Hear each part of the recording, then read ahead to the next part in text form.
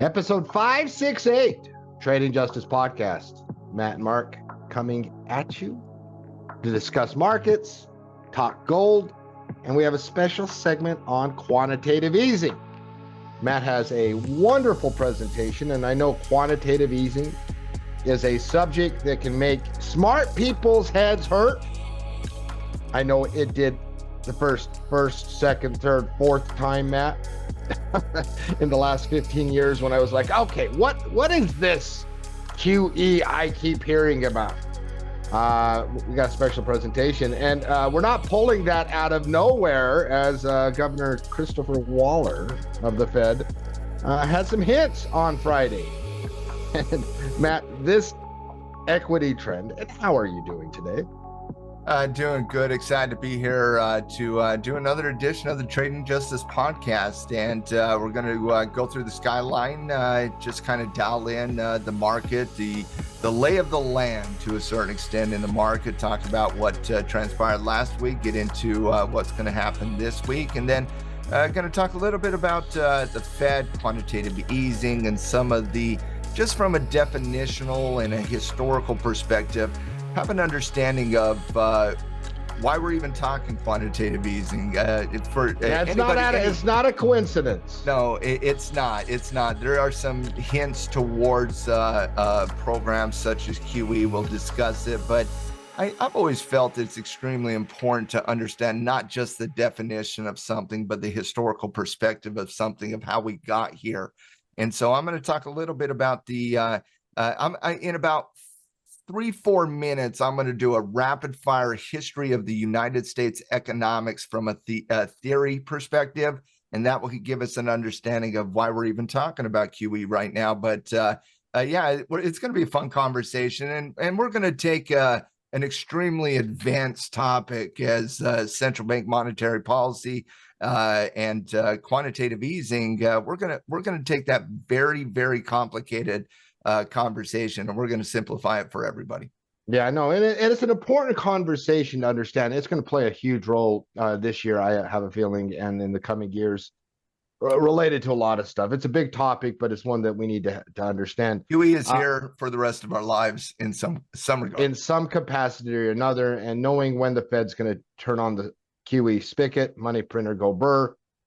You know that meme, Matt? That meme is a very popular meme. Jay Powell spitting out, bazooka money. Oh yeah, I use that a few different times. There's no doubt about that. But before we do that, let's take a journey through the skyline. Matt, this is in equity markets, this is one for the ages. In some aspects, the strongest trend the market has ever seen by certain measures, outside of monthly Bollinger Band. I mean, things that we have never seen before, unrelenting. And it's like the market wants to take a break, and then NVIDIA has earnings. And it's like the market wants to take a break, and then you get Waller dropping a bombshell on Friday.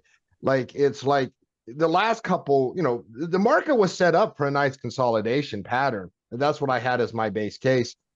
And you had NVIDIA earnings that spurred up. And then you had that Waller thing on Friday that spurred up. And heading into both of those, the market was just taking a break for several sessions. And then you get a catalyst, and boom, it's unrelenting. I don't even know what to say anymore about it. It's unrelenting. There's just been no volatility truly in this marketplace from a broad market perspective. Yeah, you have some stocks that are, trending in bearish trends. Apple, for example, is a concern. Google's a concern when you're looking at the Mag 7. But in general, Mark, for every one stock that shows some weakness, you got 3, 4, 5 stocks showing strength. And it's been impressive. The top of the market has consolidated a little bit in my estimation, but with the semiconductors breaking out late last week, just spurring a little bit of that growth conversation. Obviously, we're going through a cyclical boom right now. I know from an economics perspective, in the real economy, people aren't feeling that because it's based on government stimulus that is going through the development of the infrastructure. But that has had a sizable impact on the industrial space. When was the last time, Mark, that you saw industrial companies ranked higher with better momentum than tech companies. And that's kind of what you've had. And so when you're looking at this broad market, it's just, it's so resilient. It's so resilient. For any time you've ever thought, well, man, we're overextended, we're a little bit too hot, you go through a little bit of consolidation, and then you get another news item that's like, ooh, AI's growth is real. AI's growth is big. AI is this, AI is that. It just has a tendency to spur that growth conversation a little bit more. And so it has been an impressive, extremely resilient market. And now we're talking about another breakout after a little bit of consolidation in the market last week. For the most part, we really didn't see a lot of price movement in the market last week. Monday was boring. Tuesday was boring. Wednesday was boring.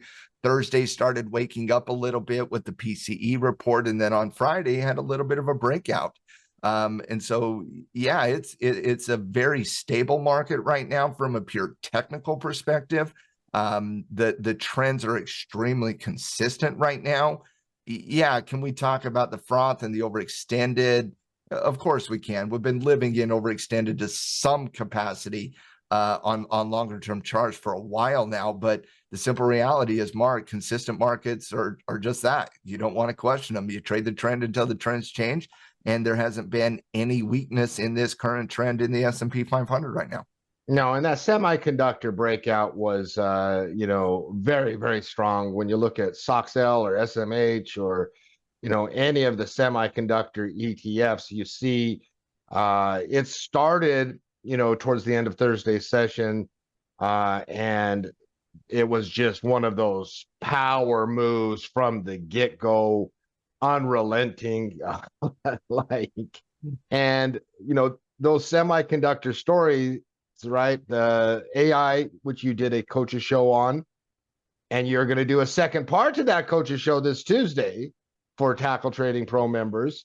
We are. It was awesome. It was a great time with the pro members of Tackle Trading this past Tuesday. We dialed in the entire AI conversation, talked about what it is, why it's important, the different aspects of it, the different types of stocks that are associated with it. And this Tuesday, we're going to do round 2 of that. The pros have a homework assignment. They got to bring one stock to the webinar on Tuesday, the coach show on Tuesday, and me, Coach Frank, and Marquise is going to break down those stocks in front of our community, and we're going to create a AI watch list and share it with our community. It was an awesome webinar. It was education, it was application, it was a little bit of everything. But loved the webinar and can't wait till round 2 on Tuesday night.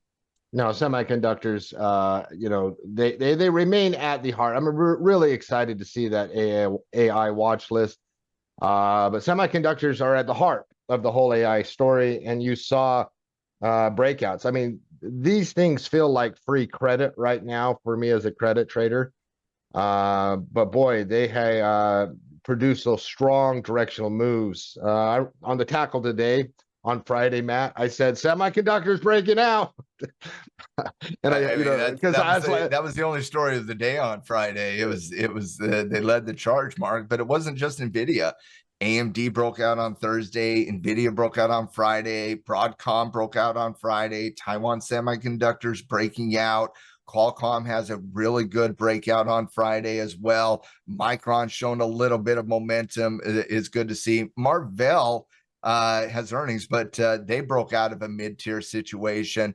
It is across the board. Now, obviously, not everything is leadership upon leadership. There's different opportunities coming from different levels, but when the leadership breaks out of a space, and the leadership is in semiconductors is NVIDIA, AMD, and Taiwan Semiconductor, in my opinion, but you could throw a Broadcom in there if that's your thing. You could throw a Qualcomm in there as well. You could even throw an ARM in there to a certain extent from a hype and a speculation perspective. But I would say NVIDIA, Taiwan Semiconductor, Broadcom, AMD, Qualcomm would be kind of the leadership here. And they're all breaking out right now. And when the leadership breaks out, they have a tendency to have broad shoulders and carry a space. So whether you're looking, reversal analysis, mid-tier analysis, or top of the market momentum analysis, semis looking pretty good right now. Yeah, semis have been, and it probably will be a continued theme, because the plain and simple reality, and I'm starting to see more and more of these stories, Matt, is that NVIDIA, when you talk about valuation is cheaper than when the chat bots started to get released. It is that is a factual statement. That's a factual statement. That is a factual statement to make. When you're looking at NVIDIA in the last year, okay, the last year has been nothing but impressive for NVIDIA. From the first earnings report last year to today, it's up from 200 all the way up to 800. It's up 400%. It's doing unreal things right now. Mark, the shocking thing about this current trend in NVIDIA is it's got lower total valuation today as measured by traditional valuation metrics, PEG ratios, PE ratios, forward PE ratios, than it did when we started this saga. Remember, valuation is a component of the input of E and P. And if E goes up faster than P, the valuation is going to go down. And that's what's been going on here in NVIDIA. I said this last quarter. I said it the quarter before. I said it the quarter before. Shockingly, despite the fact that NVIDIA has had a parabolic run here that is for the ages, you actually have a better value argument today at $800 than you did a year and 3 months ago when it was at 200. That is a shocking statement when you think about the well, Matt, we've never seen in our trading lives, in our investing lives, a chart that looks like that with valuation coming down. It's never occurred. So I mean, in many ways, this is, uncharted territory, right? Mm-hmm. Like I didn't trade during .com. And so I don't know what valuations, going up compared to price going up and all of that. But I know I've never seen this. The .com market had the highest Shiller PE ratio in the history of the world. Yeah, well, I know that factually, but I didn't, wasn't there to trade the to trade the trade. Yeah, I know, but the point is we don't have the current record despite all the parabolic moves in the market. That's one of the reasons why I keep saying the AI move is a real move, is because it's yes, do you have your AMDs that are completely out of this world valuation based? Of course you do. Do you have certain areas that are stretched? Of course you do. But in NVIDIA specifically, the leader, the catalyst of all of this AI conversation, it is a true statement to say that NVIDIA today has a better valuation than it did a year ago. It's a factual statement, and so for NVIDIA to break, you're going to have to see it in earnings, and the earnings have only shown to bolster that chart to keep going up. And so not a surprise that semiconductors are breaking out. Should be a source of place. NVIDIA's a $2 trillion company, Mark. We will talk about NVIDIA as a $3 trillion company at some point. Yeah, it's going to happen. And really what it's going to take in my book is someone's going to have to take leadership from NVIDIA somewhere along the way. And so not in the short term. I don't see that one happening in the short term. They have such a leadership position on the GPUs, the infrastructure, the server. They're AMD's doing a great job catching up, but NVIDIA is just the leader in the horse race by a mile, in my estimation. Well, this week we have unemployment week, where unemployment data comes out, and that will impact bonds, that will impact other areas of the market. I don't know if it will impact semiconductors. Semiconductors have they're insulated from the macro traditional storylines. They're their own storyline. And I also think people fail to put this as part of the analysis, Mark, but we did pass a massive chip bill just 2 years ago that is putting billions and billions and billions of dollars of new money into the infrastructure of the development of the semiconductors. It's not just NVIDIA playing out here. It's the $32 billion that Taiwan Semiconductor announced to build a chip plant in Phoenix 2 years ago. It's Intel putting $30 billion into infrastructure. It's AMD putting billions and billions of dollars into infrastructure. It's not just AI hype. I know that's the easiest way to look at the semiconductors right now, is just being, oh, just AI hype, AI this, AI that. But if we'll recall, just 2 years ago, we did pass a multi-$100 billion bill designed to build out the infrastructure of the semiconductors in general, the Chips and Science Act, for example. And so you have government stimulus playing out here from an infrastructure perspective. That, and Mark, again, to me, it's a little surprising that this never gets talked about, given the fact that it was the only infrastructure bill we've passed in the last 20 years. But that has a sizable impact on both the semiconductor space as well as the industrial space, which are the two best spaces in the market. They have been the two most consistent spaces in the market. Both of them both have government funding behind them right now as well. Yeah, no, I know. I play everything conservative, and I know that I've upped my credits on semiconductors. I will continue to do that. I'm going to have to get burned on a trade. That's where semiconductors are for me. I'm just going to have to get burned, and I have a feeling that I might not. Well, and again, you're just being a little bit more aggressive to match the current momentum of the environment. I don't think that's a bad thing at all. But listen, some news out today on a Sunday. We record this podcast on a Sunday out of OPEC as we transition to talk a little bit about oil. I joked to you in the pre-production, and it wasn't a joke. OPEC must have technicians on staff. And you're like, of course they do. Because the timing of their announcements over the years corresponding with technical situations, it has to be more than coincidence, because they just have a knack for releasing statements corresponding with times where they're near support in a sell-off, or when they could propel strength, which is what happened today with them announcing the extension of the voluntary cuts, just as oil is in its best technical pattern in 4 or 5 months. I don't think that's a coincidence as we head into this week, but break down the news. Not surprised that OPEC is extending the voluntary cuts. That's kind of been the name of the game for OPEC for the last year or so.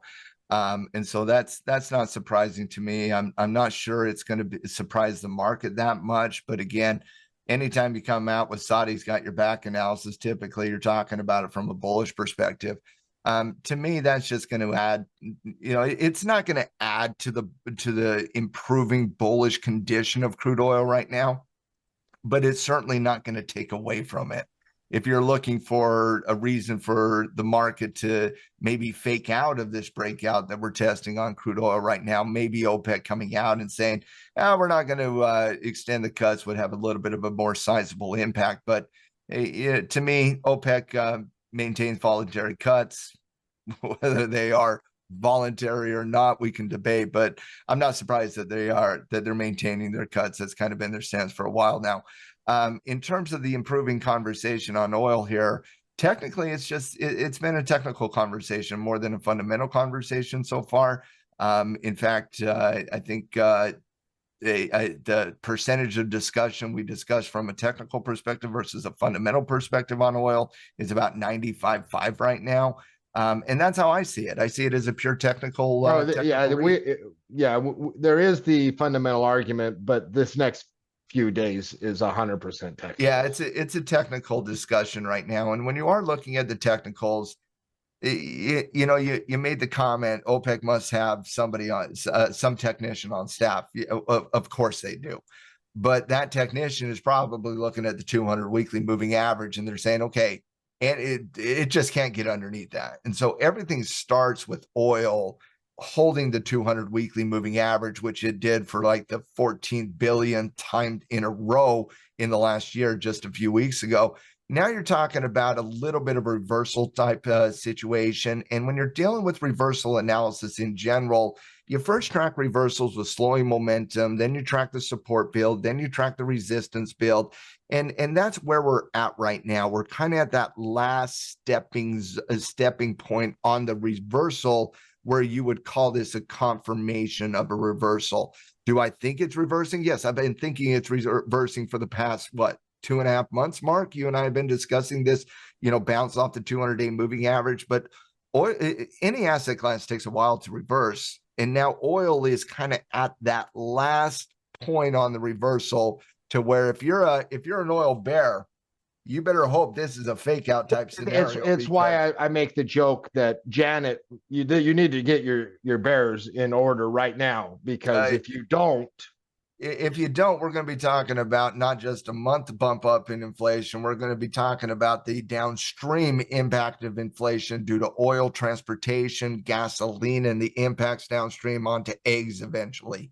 That's a negative, nasty, nasty thing for Janet Yellen and the powers that be going into a very hot political season. And so, yeah, Mark, like, without getting the conspiracy hat on, do I think there are some government forces that would love, love, love, love to see oil, not break out? Yeah, but those same government forces were not refilling the strategic oil reserves at the 200 weekly. Those same individuals that are hoping that oil doesn't break out was basically buying oil at 90. And so I don't think they have technicians on their staff, Mark. No, they don't. And so for me, yeah, they're kind of a hope and a wish. OPEC has a little bit more forceful action here.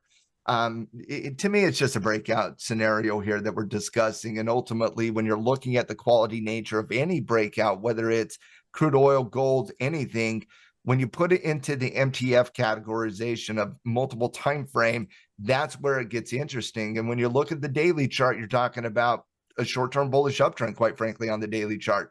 When you're talking about the weekly chart, you're talking about the conclusion of a reversal analysis that has already concluded on the weekly chart. When you're talking about those longer term charts like the monthly chart, that's where you're basically anchoring against saying, okay, we got above the 20 period monthly chart, monthly moving average last week. You're now entering into a little bit of open air. It just looks like it wants to run a little bit here, Mark. Obviously, there's some overhead, but it does look like it wants to kind of run up into 82.5, 85. I got it as a preparatory bull breakout scenario. But again, this is a battle happening on the macro perspective with oil right now. So to each their own, but I certainly think oil is in improving condition. We're tracking the breakout. You've basically broken out on almost every time frame so far. Now it's just a matter of seeing if we can get some continuation. Now, and my message in the commodities report for pro members, Matt, this weekend was, listen, commodities have a tendency to provide quick false breakouts more than stocks do, where you move up. Like it's just one of the things you learn as a commodity trader is they just more false breakouts. But if we're looking here Wednesday and we're holding the breakout level, I'm starting to sell more credit. Like, basically, and then I'll start to get more aggressive the longer you hold out here. Because if you can hold here and you start to, well, then all of a sudden we have a confirmed breakout at that point, which get really, really juicy for all types of traders. And absolutely. And I do think you have a confirmed breakout on oil on 3 of the 4 major timeframes, Mark. It's constantly an improving conversation. For a lot of us that tackle trading, and I'm certain for a lot of people listening to the podcast, it's more about energy and what energy stocks do here. And energy stocks are legitimately breaking out on a lot of timeframes right now as well. ExxonMobil is kind of leading the charge a little bit on the mid-tier breakouts, but you got a lot of potential breakouts. And the thing about the energy conversation, Mark, it's one that is constantly improving to the point where now you got 3 or 4 or 5 stocks that are just downright looking really, really, really good. I still feel, though, that it's still, even if it's a week later from now, I don't think you've missed out on anything on energy, because you got a lot of improving conversations. If this breakout level holds, Matt, I'll probably have credit trades I do for months. Oh yeah. Oh yeah, yeah. I mean, and so it's one of those, it's just, because if this holds, it's the source of a lot of potential trades. So, Well, uh, and again, one of the reasons why we like talking about this space, yeah, we talk about the semiconductors all the time. We talk about those directional situations all the time in all of our content at Tackle Trading. But the reality is when you're having a lot of conversations on semiconductors, software components, AI, the AI space, the leadership in the market, there is some froth in the marketplace, and there is some overextended situations. There is some overvalued situations. Yeah, is Nvidia overvalued in comparison to where it was last year? No. no, But is semiconductors in general slightly overvalued in comparison yes. to where they were last year? The answer is yes. And so with the energy here, you go down the board here, Mark. Like for example, if we go to the semiconductors here, and I just look at valuation, for example, and I look at the PE ratio, the standard PE ratios. AMD is a 387 PE ratio, Intel's a 113, Nvidia is a 68. Right? Those are the highest valuations in the semiconductors right now. Nvidia's forward PE ratio is 27. Chucky, that is a ridiculously low valuation for Nvidia, quite frankly. When you're looking at, say, the energy components like ExxonMobil, for example, and we come to the valuation conversation here, Mark. The most overvalued energy component in oil and gas is a 15 PE ratio right now. That is the most overvalued. Yeah, you got some debt-driven ones that don't have PE ratios, but the ones with PE ratios, the highest one is TGS with a 15. ExxonMobil has a 12 PE ratio.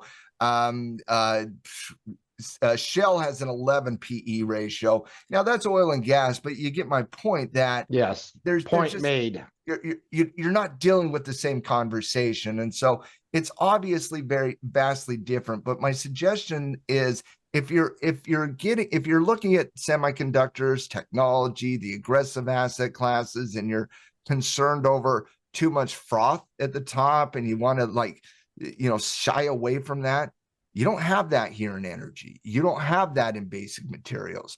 You got a couple spaces that are certainly improving conditions. When you look at, for example, Mark, how much headlines and total percentage of the media is focused on semiconductor software, AI, and technology right now? Almost the entire financial media. And yet, industrials is the same ranking for us at Tackle Trading as technology. And yet, when you look at the collection of cyclical versus aggressive, you got industrials finance right there with technology and industrials, and basic materials and energy got upgrades where the aggressive areas of the market really didn't. And so you have an improving conversation in the cyclical side of the equation, whereas you have a momentum conversation in the aggressive right now. It's not like you have to pick one or the other. Both are really improving conversations. My general point in just that conversation was, if you are concerned over the froth at the top and you're a little concerned over the momentum conditions, once again, what areas in the market don't have that right now? Go to get the areas Warren of the Buffett market. stamp of approval from a general concept. Warren Buffett would have loved this conversation on energy versus technology right now. Yeah. Yes, he would have. He would have.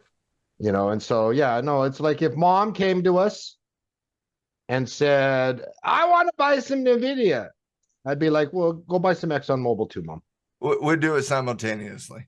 Go buy some ExxonMobil too. Or go buy some Oxy. Go buy some Oxy. Go follow Uncle Warren. Uh-huh.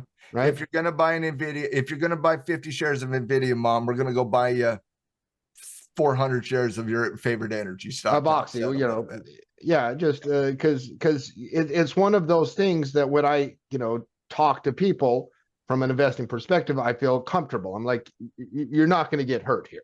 Yeah. Right. And you're probably going to benefit. Right. Let's talk gold, Matt. That was a massive candle on Friday. Beautiful. And it's going to be the heart of the rest of our conversation, right? Like, you and I on this podcast over the last month, every time we bring up gold, we kind of have this like chuckle on our face, and we're like, we're I like just it better. ending the weekend more bullish than when we started the weekend. And we're both huge long-term gold, but just from a gold sniffing something out. Yeah. This is Been really like 3 straight weeks we've said that, by the way.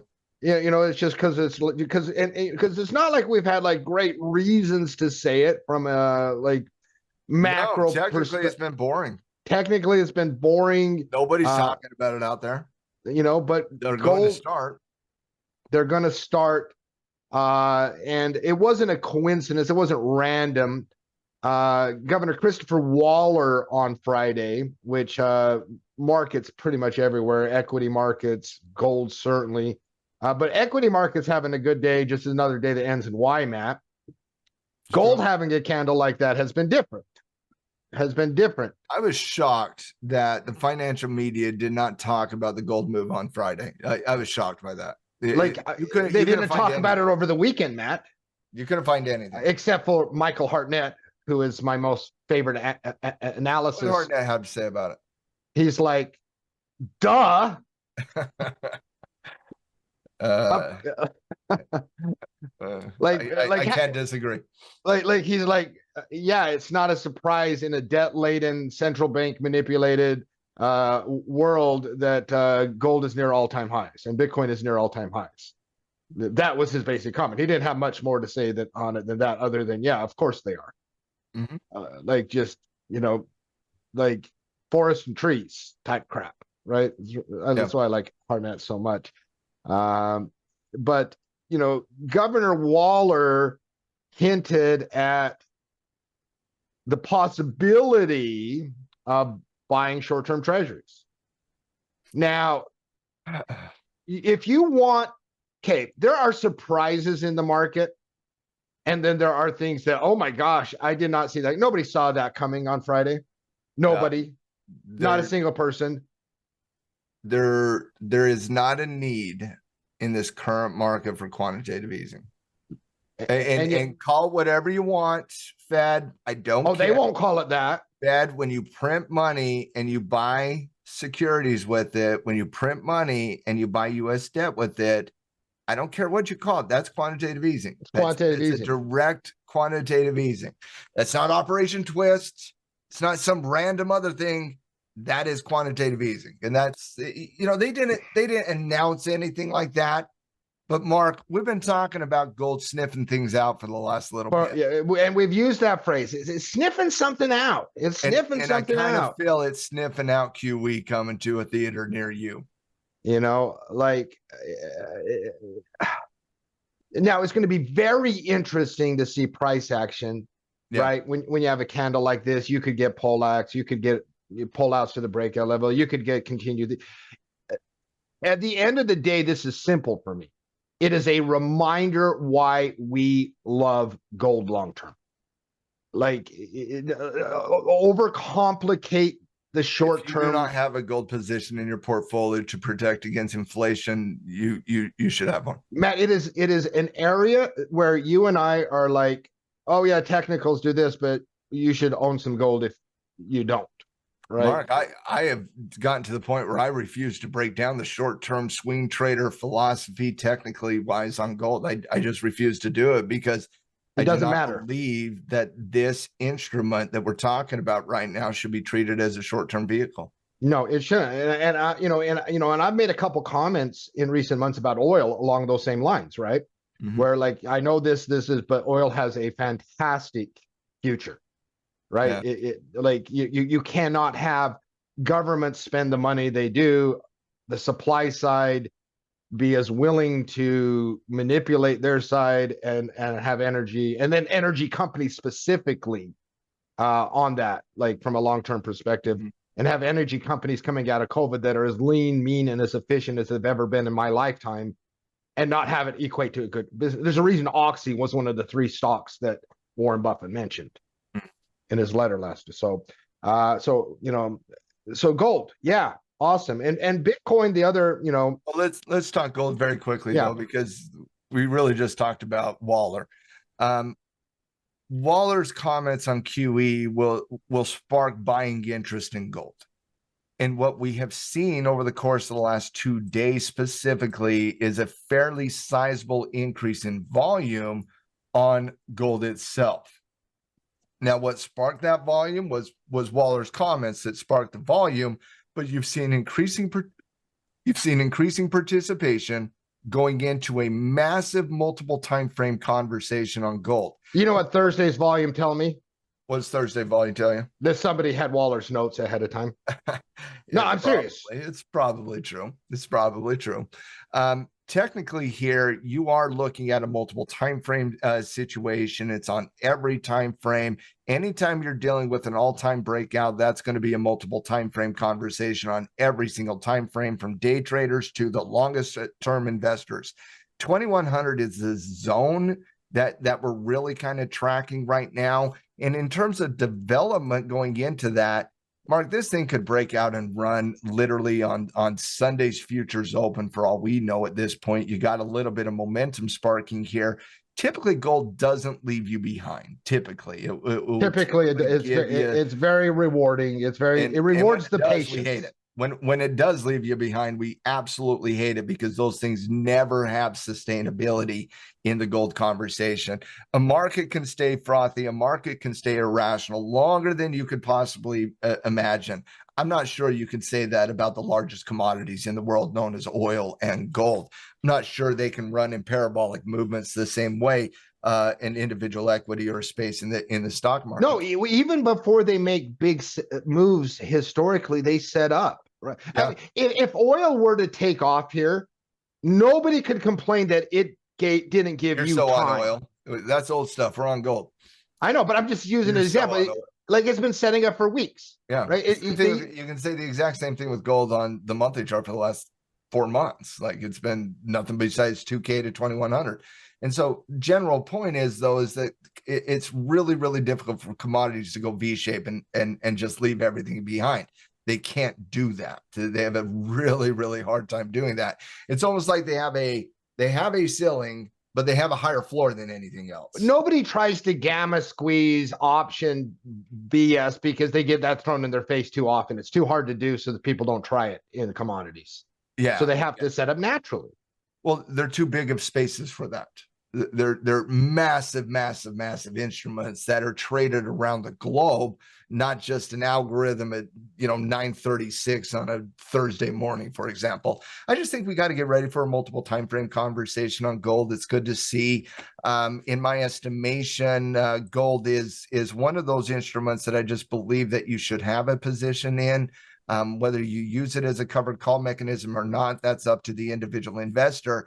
But where I find the conversation a little bit more fascinating, don't get me wrong, I could talk gold all day long, but where I do find the opportunities in gold is not necessarily, jumping on the gold bandwagon as it's starting to, dial in that 2100 zone. But in terms of the pickup here, what are your thoughts on GDX versus gold right now, Mark? You got GDX at a 52-week low. You got gold at a 52-week high.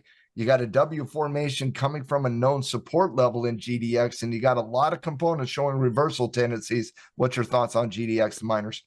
I own GDX uncovered heading into the weekend. I will own GDX uncovered heading into next weekend. Yeah, it's uncovered for me too. Like, I'm just like whatever cash flow I could generate, I'm going to have some directional just in case. And if it doesn't, is it to the point where it's uncovered unless support violates or resistance holds? And something like I now have to see something, and that's just not, it went down today or that went down 2 days. Like, I got plenty of cash flow I can generate on oil, on semiconductors, on other stocks. Mm-hmm. I'm not going to be covered until it says, there's not a move here. I'll keep owning, but now I'll cover. My number last week was 27. And if I didn't own GDX, that would be the first thing on my agenda on Monday morning. It's like, it's too cheap. Like, Well, I think you got some opportunities here in catch-up scenarios. Obviously, a lot of gold mining stocks are really good covered call stocks. So if it starts to show neutrality, you can, engage the covered call a little bit more there. I just really like the bottoming natures of the gold, the miners in comparison to gold breaking out of its all-time high. Don't get me wrong, I love the gold analysis. I think that's uncovered as we're approaching that 2100 zone as well. But the gold thing is much, much, much longer term for me. Gold miners, I see this more as a position to invest type scenario, certainly mhm. not a swing trade. Like I do not like swing trade analysis in the gold markets. I don't like it in GDX. I don't like it in gold itself. I think these asset classes should be treated either in the position to the investor capacity with utilizing cash flow systems such as covered calls. Yeah, no, and let's get over to Bitcoin for a minute before we get into a very nice. I've seen your presentation. It is fantastic on QE. But anti-fiat plays. You Yeah. know, oh, I missed out on stock. Well, no, you should be saying I missed out on Bitcoin. Bitcoin's been kicking the crap out of everything this year. Just total annihilation, right? I don't know what to do when you get this extended, Matt. But look for opportunities to get in when you get set up. I mean, it's just that simple, right? Like Two this. things. You said you don't know what to do. I'm going to tell you exactly what to do. Okay. This is exactly what you need to do. First of all, you need to go to usdebtclock.org to realize we're going into debt $1 trillion every 100 days. And so we are going into debt at a pace of $100 trillion, $1 trillion every 100 days. That's our current pace. And so if you want to understand why gold is so talked about by us and why Bitcoin is catching a lot of momentum, it's because of this conversation. And now what the Fed is talking about from a quantitative easing, hypothetical conversation on quantitative easing. The second thing, Mark, is Bitcoin from a technical perspective. I think we're dialing in that next pattern the same way we dialed in That's this what you're pattern doing. here. We talked about this for every single day at Tackle Trading. We talked about this breakout. We talked about it on IBIT, multiple time frame of 30. If you didn't catch it, it's because you did not listen to any conversation we had at Tackle Trading. That was dialed in day after day after day after day. We missed this one. We missed the first one, no doubt. Don't need to tell the story of why we missed it, but we missed it. We didn't miss this one here, Mark. And so the question is, ultimately, whenever you feel like, oh, did I miss something? If you're asking that question, the answer is typically a yes. It's usually by yes. the time you're asking that question, people who don't have to ask that question have done everything they need to do, which means your answer is yes, you have missed it. And if you missed it, the ultimate question is, what do you need to see transpire next to get the confidence necessary to pull the trigger when that sets up again? The last two patterns that Bitcoin had were breakout scenarios following consolidation. The consolidation occurred for over a week. So you had 5-6 trading days of consolidation that was clean, played defense, and it cleaned up the breakout zone. You had that just earlier, just a week ago.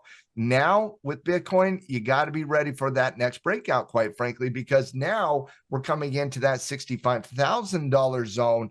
And when you're looking at 65,000 from an overall technical perspective, Mark, the market on Bitcoin has never closed above 65,000. It has never done it. And we are staring down a barrel at that potential behavioral shift. And this doesn't get as much discussion as it needs to, the behavioral analysis as it relates to technical analysis. But if you dial in another clean breakout here and we get a clean breakout channel right around 65,000 and Bitcoin is on your watch list and you're regretting not hitting the last clean breakout, then why don't you just get ready for the next breakout, Mark? Because when people talk about the breakout, they're like, oh, but it's up, up, up, up, up, up, up. You're right. It is up, up, up, up, up, up, up. And Mark, I'll just give you a quick case study here. I remember reporting on ANF's earnings announcement over a year and a half ago. And it was one of the best earnings responses in the quarter, Mark. And it wasn't the first one. It was this one right here. And when it broke out, I remember talking about it saying, okay, get ready for a breakout. I guarantee you there are other people looking at A&F saying, oh man, but I wish we would have went back to $36 and bought it at 36. Well, you can't. You can't. What are you going to do about it now? And do you know how many A&F breakouts we've tracked in the last year since that original one? Over and over and over again. And so when you're looking at Bitcoin here and you're saying, oh man, it can't go higher. Yes, it can. Yes, it can. 1000% it can. Do you know how much money is currently navigating through our economic system? Of course it can go higher. And what do you need to see for you to build the confidence necessary to pull the trigger? I think you play defense, form up a high base, clean up 65K, let that 9 EMA catch up to it, and then you pounce again. And whether or not you're pouncing on the ETF of, IBIT that's cleaning up a high base around $36 of its own, or whether you're using a GPTC, which would be cleaning up a $57 high base, whatever ETF you're using, they're all looking very, very, very similar. So to me, it's just a matter of, one, understand the debt crisis we are currently going through is not getting resolved in any scenario. Asset classes that are anti-fiat, when you're talking about what is going on with our currency right now, are going to get love. They just are, and rightly so. Let's see if we can get a clean breakout on 65K on Bitcoin. Let's see if we can dial in that multiple time frame scenario at 2100 on gold. Both look good. Obviously, gold's more in a multiple time frame conversation. Bitcoin's in a parabolic overextended uptrend. It's got to be momentum based. Anything other than momentum based on Bitcoin, you're probably shying away from. So it's momentum in Bitcoin and it's multiple time frame in gold. And the reason we're talking about those with potential breakout analysis and momentum right now is because of the conversation we're now going to have. Yeah, and let's get into that conversation, because this conversation, Matt, you referenced the amount of debt we have several times in this podcast. These are like foundational things that drive a lot of our analysis long term. These are things that you need to be aware of and how they operate, so you can navigate not just the next month, not just the next year, but the rest of your life intelligently. Yeah. And it's very important to understand what quantitative easing is and the effects it has on risk assets. Yeah. Take us through a little journey of history. In terms of quantitative easing was born in all the way back in the 1930s. That's kind of the early adoption of quantitative easing. Even though it wasn't referred to as quantitative easing back then, it was more credit easing, and obviously Keynesian economics became a part of it. But quantitative easing is simply stimulus into the market in some regard during economic crisis. And so when you're talking about why the Fed employs policies such as quantitative easing, I think it's extremely important, Mark, to understand the design of our economic system, number one, and to kind of have an understanding of how throughout history we have changed the design of our economic system. And so what I want to do is I want to quickly just talk about rapid fire style, the history of the United States from an economic philosophy perspective, okay? Because economic theory comes from philosophers, economic philosophers, people that write books that influence policymakers, for example. Classic liberalism is often referred to as capitalism. It's capitalism by everybody else, but it was classic liberalism back in the day. When you talk about capitalism, it was created in 1776, Mark, through a book by Adam Smith, who wrote the amazing book called The Wealth of Nations. And if you've never read The Wealth of Nations, I highly, highly recommend it. It's a wonderful, wonderful book written by Adam Smith. Now, Adam Smith wrote that book in 1776, Mark, the exact same year as Thomas Jefferson wrote the Declaration of Independence, 1776. When you're talking about philosophy, a lot of times philosophy, whether you're talking economic, political, or whatever the case might be, the work that you base that philosophy off is called the social contract. And the social contract was basically theorized by classic philosophers such as John Locke and Rousseau and Hobbes. So you had Locke, Hobbes, Rousseau, all these philosophers, 16th, 17th, 18th century, kind of dialed in that social contract. And the social contract is based on what rights do we give up as people to enjoy the beautiful economic system in America or wherever you live, and what does the government provide for us to give up those rights? So there's this yin and yang teeter-tottering debate between the rights that we as the citizens give up for the benefits of the policies that the government provides. And so that's kind of the social contract. And when it comes to capitalism, it's really simple. We believe in the free market. It's a bottom-up economic approach. It's about stimulating the bottom of the market to create businesses, to encourage you, myself, others to go out and create a business. And typically that was a family business, some local business. Obviously we're talking about 1776 for crying out loud. But it was known as a bottom-up economic approach because the design of the economic system was to the people. Well, classic liberalism, otherwise known as capitalism, lasted until about 1930. And in 1930, you started seeing a movement happen from a philosophy perspective, and it was led by some economists out of the United States. But the individual historically we actually look at in terms of modifying our economic approach in the 1930s and beyond was a British economist by the name of John Maynard Keynes. Keynesian economics is how it has been known from the 1936 book. The General Theory of Employment, Interest, and Money was the book that Keynesian wrote in 1936. It's very New Deal based, Mark. And so you had the New Deal in the 1930s that was basically a Keynesian economic approach. And think about what Keynesian economics is all about. It's a version of capitalism with one key difference. Remember, capitalism is based on the free market.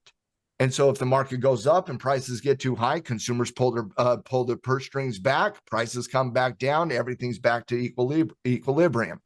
Well, in terms of when markets go down, down, down, down, down, down, down, and the free market doesn't work, Mark. So prices going down, down, down, but the demand is not offsetting that additional supply. And so prices just continue to go down, down, down. And if nobody has a job, it's never going to support the price, which means the price will never recover. And so what economists in the 1930s argued during the Great Depression was, listen, we need to modify our economic approach. We need to put people to work. Because if we put people to work through government interventions, government programs, the New Deal, for example, and they build infrastructure, not only are people going to have a job and thus they're going to start putting food on their table, not only is that going to happen, but the people who do not get the benefit of the job that is provided by the government still gets the benefit of increased infrastructure. And so what John Maynard Keynes argued was, in times of economic crisis, let's go through government intervention. Let's have the central banks intervene, and let's put people to work. Let's build infrastructure so that the benefit is shared by all the citizens, not just a handful of people. And that makes sense. It's a great argument, right? Especially coming out of the backdrop of the New Deal. I believe it. I right. believe in it. Like for example, should the government help the economy during the pandemic? Yes. But should the government have the exact same budget 3 years after the pandemic ended? Of course not. No. And that's what John Maynard Keynes argues, is during the crisis, government come in and help the people, help the economy, put people to work, put food on the whatever the case might be. Now, during the pandemic, we just cut people checks. We should have put people to work. But again, that's a modern version of Keynesian economics. But again, John Maynard Keynes argues that after the crisis is over, you have to pay back the debt. Because if you don't pay back the debt, you're going to basically go through stagnation at some point and thus inflation. Well, that's where John Maynard Keynes got it wrong, and where Ayn Rand was not an economist, she was more of a philosopher. But where people like Ayn Rand and Alan Greenspan, who was a student of Ayn Rand's in the 1950s, they were both members of a group called the Collective. Well, what Ayn Rand argued in I believe her book Atlas Shrugged was in 1957, was we need to get away from Keynesian economics. We've done too much stimulus, too much intervention, too much debt, too much this. We've lost our who we are in our core as capitalists, and we need to get back to that. And how we're going to get back to that is we're going to rip up all regulations that protect the consumer. We're going to allow corporations to do whatever they need to do to create economic growth. And so we're going to have a zero regulation environment. We're going to kill Glass-Steagall. We're going to create a top-down approach. And this neoliberalism, the new classic liberal, the new capitalist, was a deregulation movement that occurred in the 1980s.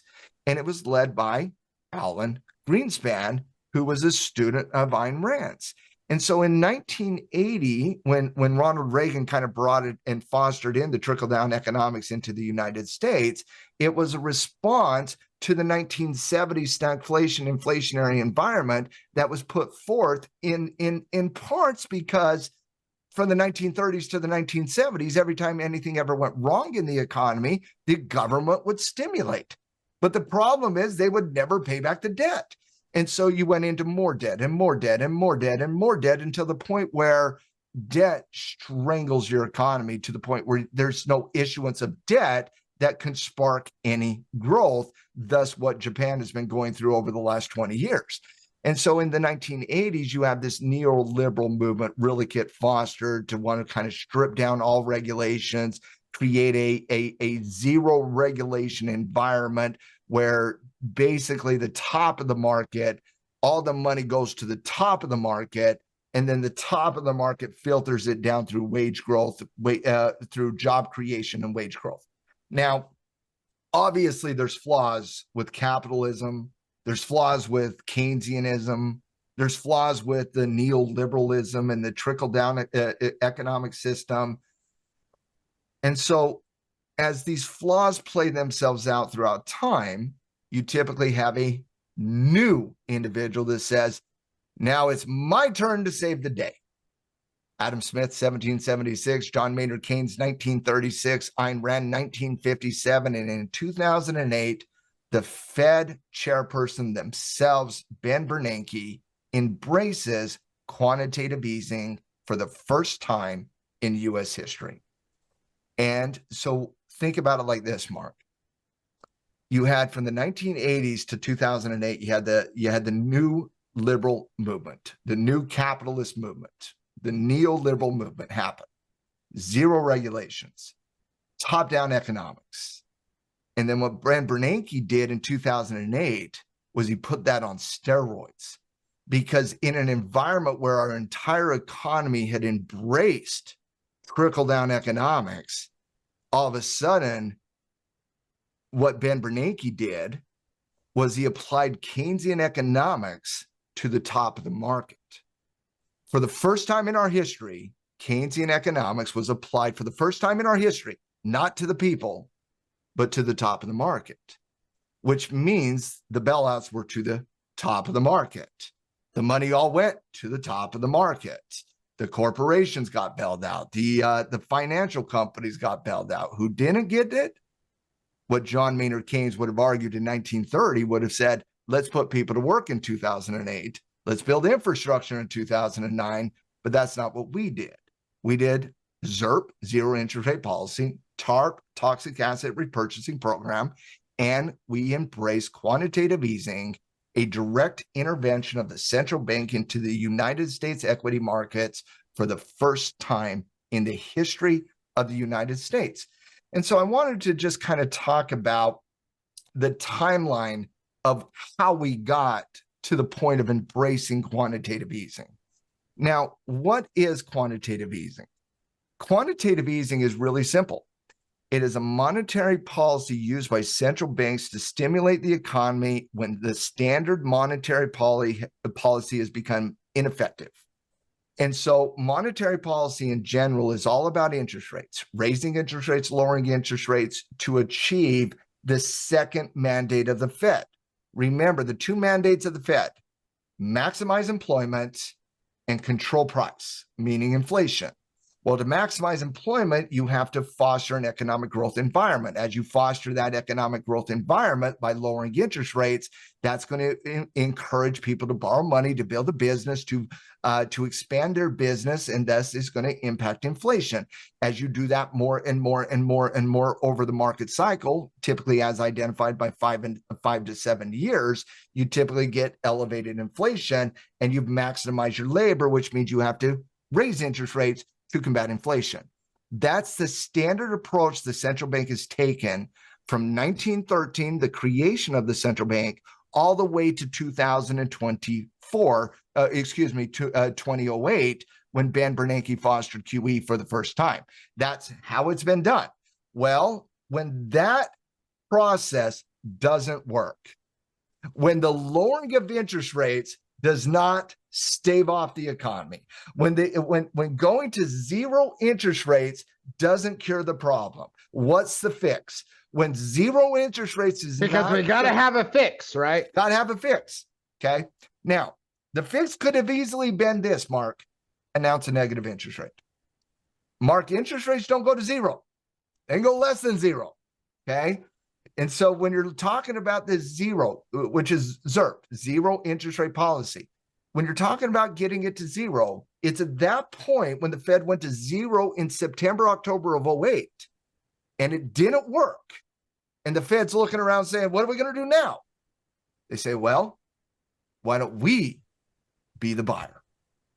If we cannot encourage the Wall Street institutions to be the buyer, if we cannot bribe Larry Fink and Jamie Dimon to be the buyer, if we cannot foster in the confidence of the American populace and the populace around the world to buy U.S. debt and thus equities, then why don't we be the buyer?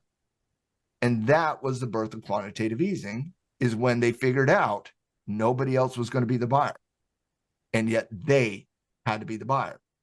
And so quantitative easing is done to increase money supply, lower interest rates to artificially stimulate growth. Typical uses of QE is during economic recessions. Obviously, we applied the first one during the Great Recession of 2008, 2009. Low inflation or deflationary environments. Now, we in the U.S. have never employed quantitative easing in a deflationary environment. We did it to stimulate economic growth. Now, you could debate economic recession versus deflation, but the key point is really important, Mark, because Japan has employed quantitative easing for over 20 years in Japan, specifically to combat deflation. And so when you're talking about quantitative easing, you're trying to create inflation. That's number one. You're trying to cure the You're trying to juice recession. the system. You're trying to juice the system. It's also been used in credit crunches of the past. Now, the U.S. Central Bank has used quantitative easing in credit crunches. Now, they didn't want to call what they did last March quantitative easing. Would you agree with that? Of course not. Okay. They didn't want to call it that. But in essence, Mark, was what they did with the bailouts and encouraging JP Morgan to get a awesome deal buying Silicon Valley. Wasn't that a version of QE? Yeah, right. Absolutely. There's a lot of different things they do with QE. They might call something differently, but in essence, it's the exact same thing. And then they do it to boost investor confidence. Now, that's the typical uses of QE. Right now, Mark, do we have an economic recession on the radar? We do not. Not even close, do we? No. Okay. Too much money in the system, too much juice. Do we have low inflation right now? We do not. We do not. That's We are certainly not trying to combat deflation. In fact, even in Waller's speech, he talked about inflation still being a concern, And do we have a credit crunch right now? Well, we got some banking problems. We got some issues on the credit side. We do. What about investor confidence right now, Chucky? It's pretty high. I'd say it's high as well. And so we're not typically in an environment where we would embrace, and I'm not talking about you and I'm talking about as a society, embrace QE, correct? From a historic understanding of when QE has been used, no, it is not something you would expect. Which leads you to be very concerned about the credit crunch. Which must mean that there is something they're more concerned. If they're embracing the conversation of QE, and again, call it whatever you want, it's all QE, but they're probably a little bit more concerned about the credit crunch, because I don't see a recession on deck. GDP came in north of 3%. Nobody's going to make an argument for low inflation right now. The argument on inflation has never been about low inflation. It's about inflation getting to the 2% target by 2025. Investor confidence, the greed index, is off the charts right now. But that is the typical uses of quantitative easing, Mark, are just that. Now, eliminate all other possibilities. What is left? Yeah. Credit crunch. Okay. So this is how it works in general. Okay. So now that we know the history of the philosophy from an economics perspective, now that we have an understanding of the typical of what is quantitative easing and the typical uses, now let's track the process of how it works. And I tried to make this as simple as possible. Number one, how does the Fed get money? Because the Fed is going to buy government bonds in step two. That's what the Fed's going to do. So the Fed doesn't sell Apple iPods or Macs, or nor does the Congress give them money, part of the budget. They don't have anything. They don't have a budget at the Congress. There's no oversight. They you know what they do have? They have a printer. That's what they do have. They have a printer. They put paper into it and magically appearing US dollars on the back end. So the Fed prints the money, increasing the money supply, and they use that money that they printed to buy government-backed bonds, which the government now has to pay the Fed an interest rate. So the Fed is printing the money of which they're going to cash flow on simply by buying the government bonds. Now, is it the government that sells the Fed the bonds? The answer is no. That's a rhetorical no. The answer is no. Janet doesn't make bonds and they hand them over to Jay. No. Janet hands the bonds because some freaking corrupt bank. Yeah, you got to grease the wheels here a little bit. You got to give it to JP Morgan. So JP Morgan, Citibank. You got to give it to Larry Fink. And so who's selling the bonds here? Larry Fink is selling the bonds. That's who's selling the bonds. JP Morgan, Goldman Sachs, Citibank, Wells Fargo, that Wall Street institutions. So you got the Fed that prints the money. They then take the money and they buy government bonds issued by Wall Street. And so Wall Street now has the money. So the Fed got the money by printing it. The Wall Street now has the money. And we're talking billions and billions and billions and billions and billions of dollars here. Now, what does Wall Street do with the money? Well, what they're supposed to do with the money is they're supposed to lend it. That's what they're supposed to do with the money. Is they're supposed to lend the money. I mean, that's why understanding the history on how this is supposed to work is important. They're supposed to lend the money to build a small business by some American badass consumer who wants to learn how to be an entrepreneur. They want a loan to create a business, to buy a home, to merge a business, whatever it is. But the Wall Street institutions are supposed to lend the money to society. And what do they do with it? They foster economic growth. That's what they do with it. That's what is supposed to occur. Now, Mark, at no point have we put in more money than from 2008 to 2015. At no point. Now, the pandemic's different, but at that point. Now, Mark, from those years, we averaged less than 2% growth. Despite putting in trillions of dollars of quantitative easing, we got less than 2% growth. Now, the ultimate question is, why did we get such paltry growth off such large investments? There's Because we a know why. very important principles that we track in all of this called the velocity of money. And the velocity of money goes from the Fed printing it to when that money ceases to exist. And when you're talking about the velocity of money, typically before this moment, you would have 3-4 uses of money. The Fed would print the money, it would go to Wall Street would lend it out, people would get a job, and then through the economic system until it hits a savings account and doesn't do anything, you'd have typical 3 to 4 uses of it, which means you can have a much lower money supply with a much better growth. But what did we do with it? We didn't do that. The banks kept it. The velocity of money from 2010 to 2020 went to less than 2 utilizations of money, had like a 1.7% utilization rate. And so this is a massive Ponzi scheme, in my estimation, that they wrap around called quantitative easing. And the ultimate question I have right now is, why are we even embracing this conversation right now?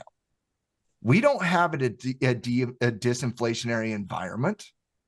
We have froth in the market right now. It's a fascinating argument, quite frankly. Now, the last version of quantitative easing is what we refer to as Operation Twist. Operation Twist, and the reason I bring this up is it's a version of QE. All of them are versions of QE. But what it necessarily is it's specifically designed to flatten the yield curve. And so when the yield curve gets inverted, you could use this to flatten the yield curve to make sure that economic growth still maintains in the short term. And they do so by, in essence, doing what I call a covered call using bonds. The Fed will buy 30-year Treasury notes while they simultaneously sell 2-year Treasury notes. And that has an impact where it basically artificially lowers the short-term interest and thus sparking a little bit of economic growth there as well. So Mark, what I wanted to do is I basically wanted to talk about what QE was, what it is, talk about the kind of the history of the economic system and how it's been played out. And what I hope what it's helped do is I hope it's helped people understand some of the policies that the Fed kind of initiates in these moments where there's a little bit of economic concern or whatever the case might be. What I will suggest is this. John Maynard Keynes and the father of Keynesian economics, these policies were only to be used in dire situations.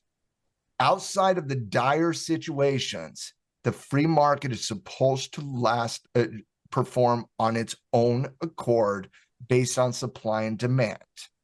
But when the Fed paints themselves into a corner, they really don't have the ammunition that they like to talk about, Mark. And when you're looking at the impact of quantitative easing, the first quantitative easing put into account about $1.7 trillion. And what it did was it created a growth environment against the backdrop of the market just absolutely going down, down, down, down, down. When that ended, that is called a closed-ended QE program. When that ended, you had an immediate impact to the downside. So they announced quantitative easing 2. They put another $660 billion of new money into the system, and all of a sudden markets go up, up, up, up, up. Until that ended, and then they announced quantitative easing infinity, which is an open-ended QE program designed to not tell the market specifically how much money is going to come into the system, because they don't want the market to know how much money is coming into the system, so that they can't figure out what the natural price of the S&P 500 would be based on that fixed amount of money coming into the system, all things being relatively equal. But the reality is this, Mark, is that quantitative easing has 2 impacts. Number one, it will impact inflation because you're increasing the monetary supply. And number two, asset prices have to go up to reflect how much money is in the system. Right now, in my estimation, there's still too much money in the system. One of my arguments a year ago I laid out on this podcast was just a time argument. You can't fix inflation if you've dumped a whole bunch of money into the system, because that money's got to work out through the system based on consumer spending money. Well, that's still going on right now. And so I don't understand why the Fed would even embrace this conversation unless it goes back to that one scenario, Mark, of why the Fed does all of this in the first place, and that would be the credit crunch. Because I don't see a reason for QE based on economics. The economy has been far more resilient than anybody assumed it would be up until this point. The labor market is underneath 4%. GDP is north of 3%. These are not numbers economically that you would ever even discuss a quantitative easing program. And yet, that is here we are. So my question to you, my friend, is gold sniffing something out? Yeah, no, it's been sniffing something out. I mean, obvious. I don't know if there's anything obvious, but like when you deduce and break everything down, obviously we know, factually, we know small banks, a lot of them are in trouble. Bank reserves, treasury situations. Jay Powell was very candid about that on a 60 Minutes interview. But the problem must be massive for them to start floating what they will not refer to as QE, but what will be QE. The problem must be massive. I get that, but why? This is where my question would be, because again, they have not announced QE. No, they float the idea, and they will not announce QE. That's the thing. It's not like one day the Fed's going to come out. Hey guys, listen. Hey everybody, hold on. We're going to be embracing a quantitative. No, they will say nonsense stuff like, "Oh, we're just moving money around." They will make up a name for a program and say it's blatantly new when it's blatantly obvious it's just QE. And so no, they will not call it QE. But if they are stimulating, it's QE. If they are adding liquidity to bank reserves, stimulate the economy, that is QE.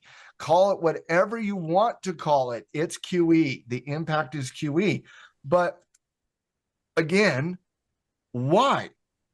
And I hate to put on my tinfoil hat on this one, Mark, but I kind of have to put my tinfoil hat on this one when I'm talking about the central bank, because interest rates is at 5.25%. We have never done this anywhere towards a restrictive territory of quantitative easing. John Maynard Keynes is rolling in his grave right now. Well, because the simple answer, Matt, would be like, if you want to do these, lower interest rates. That's the answer. You don't need to. Remember what I said. The only time we embrace quantitative easing is when the other policies at the bank are not effective. Remember in 2008, the only time they embraced quantitative easing is when they went to zero interest rates and they didn't want to announce the negative interest rate, so they went negative instead through quantitative easing. Quantitative easing effectively had a negative interest rate impact on American bonds for the first time in our history. And so I get it back then why you don't want to announce a negative interest rate, because if you announce a negative interest rate, unless you're the Swiss saying everybody don't buy the franc, you're going to get your debt downgraded. And so I understand why the U.S. didn't want to call it or didn't want to go to negative initially. But Mark, even in the Fed's dot plot, they have interest rate cuts this year, starting in June. So why would they have the need to embrace even a discussion on quantitative easing if there's no economic recession happening, we're not dealing with a deflationary environment, the opposite of that, obviously, investor confidence is high right now in the market. Maybe not in America, but in the market it is right now. And so again, I'm looking at that credit crunch situation. I'm saying that refinancing of debt is a bigger issue than what we currently understand. Well, I mean, I think if you go to the debt clock, Janet has to sell. I mean, the amount of debt issued in the first 2 months of this year was astronomical. Someone's got to buy that debt. It's very convenient if the Fed is just the person to buy it. No, I mean, no, I laugh because I laugh at the fact that the Fed would have to buy a high interest rate debt when they've been the Fed will cheat the system somehow. But that was just funny to me. Yeah, I just don't see a reason for it. I do not see a reason for QE right now. You have, not only do you have a 5.25% interest rate, and you have not exhausted your interest rate policy yet, which means you guys are an absolute joke of an organization if you embrace quantitative easing before lowering interest rates, simply because you want to save face with the marketplace and not lower interest rates, when effectively quantitative easing would just do that, lower interest rates. But you don't want to deal with the negativity of actually announcing lowered interest rates because of the parabolic move it's going to have on the market. Fed, what do you think your QE does to the market? Yeah, I mean, well, and this is the hubris, is they think they can sneak it by the market. They're not sneaking anything by anybody. Like they think, well, because it's like, well, we're not doing it. We're dumping mortgage-backed securities to buy treasuries from Janet. Through JP Morgan, who makes their money. The whole system's freaking corrupt. Jiminy Christmas. Listen, Mark, one of the reasons I am a populist, and there are many reasons I am, but one of the reasons is this discussion here that we have had here in this podcast today. The system, when you look at the system, and I'll go back to this right here. When you look at the system from the beginning to the end, from the beginning till now, the system originally, for the first 200 years of our existence as America, was the economic system was built for the people.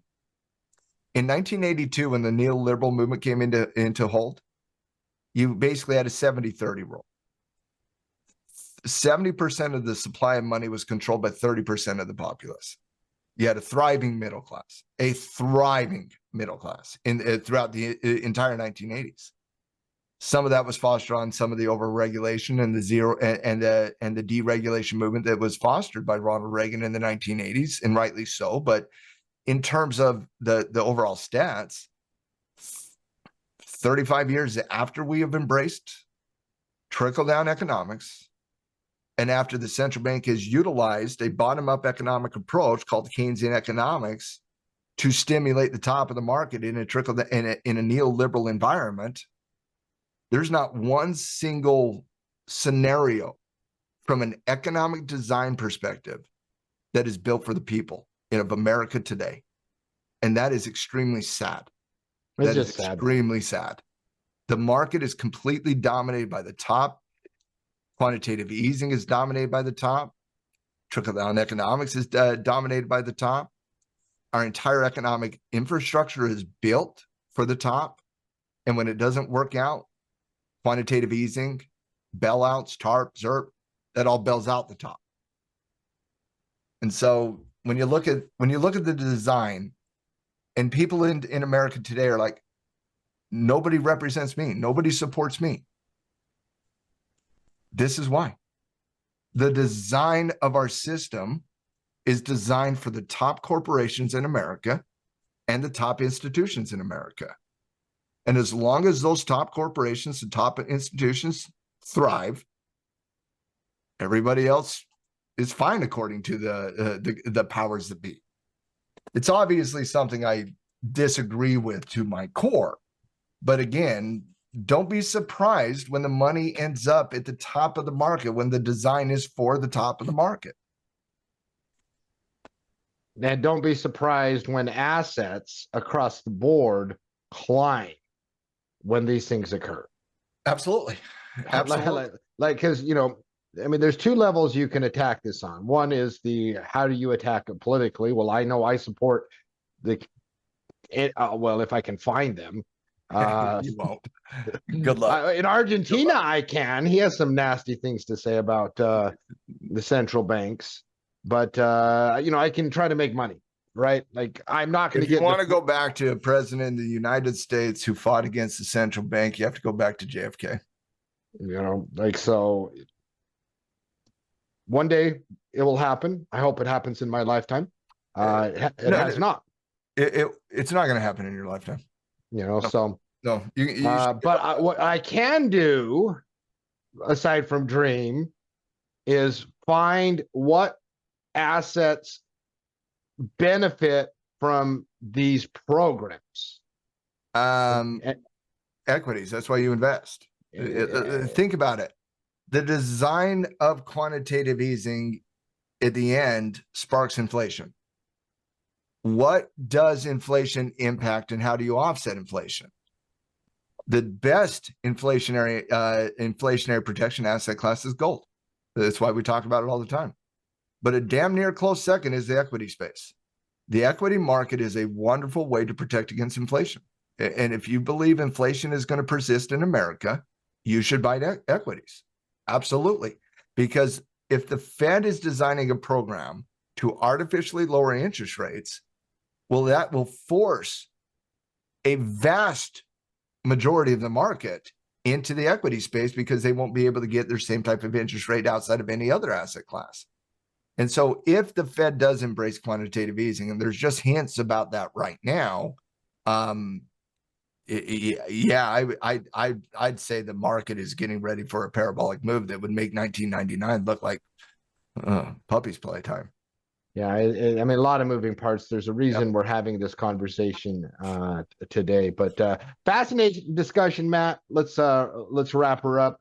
You're going to do part 2 if you're watching this podcast early in the week, or if you're a pro member and miss it later on. Part 2 of your AI special series. We talked about that at the start. Excited for that. But give us some thoughts. Let's wrap us up. Yeah, I'm going to do part 2 on AI on Tuesday during the coaches show. Mark, I love talking about these macro conversations, monetary policy, quantitative easing, the history of the economy, those types of things. And, it's not exactly as sexy as breaking down a bullish retracement on NVIDIA and going out there and popping some calls and making money. But I find this conversation to be as important in our overall understanding of general market mechanics than about anything else out there. And so I hope this conversation on quantitative easing, what it is, how it is typically used, historical examples, I hope it's helped our listeners and the Trading Justice podcast peeps. I hope it's helped them understand this conversation a little bit more. Quantitative easing versus quantitative tightening is a fascinating conversation, but one that I feel like is going to be, it's in our markets for a long time. This ain't going to change. This ain't going to change. The markets are going to embrace QE and QT for decades to come. I think it's important for us to understand when they do QT versus QE, and it does look like QT is going to be coming to a little bit of an end. Does that foster in QE? We'll see. But we felt it important enough with the movements we're seeing in Bitcoin, gold, other inflationary asset classes, that if the Fed does embrace some of these more dovish monetary philosophies, it's just going to make me like gold that much more. Yeah, I know. It makes me like assets as a whole. And how do you not, right? It's just finding your spots. Yeah, curious. Gold, oil. This is an interesting week. It's been an interesting year. It's going to be an interesting year. But we will continue doing our best to help you navigate markets and your future next week in the podcast. But have a fantastic week, everyone.